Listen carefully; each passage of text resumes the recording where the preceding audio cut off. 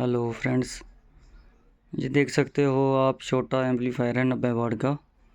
इसमें आप देख सकते हो प्रॉब्लम है कि ये आवाज़ बहुत कम दे रहा है, मतलब 0% आवाज़ दे रहा है, खाली शिन शिन कर रहा है। हाँ, तो इसका ये ट्रांस्ट है ना, इसकी जो वायर है, ये वायर आप मतलब प्रॉपर स्लाइड, मतलब प्रॉपर नहीं चल रही थी। तो इसको सोल्डरिंग करेंगे, अच्छी तरह से सोल्डरिंग करेंगे। ये देखो, अच्छी तरह से सोल्डरिंग करेंगे दोनों वायर को, और ये प्रॉपर पूरी वर्किंग करेगा और अच्छी साउंड देगा। बाकी ये देखो, कंपनी की तरफ से 2 ट्रांसफार्मर होते हैं और ये फ्यूज़ होता है इसका मेन। ये भी उड़ सकता है भाइयों, तो बहुत ही अच्छी चीज़ है, नॉलेज लेने वाली चीज़ है।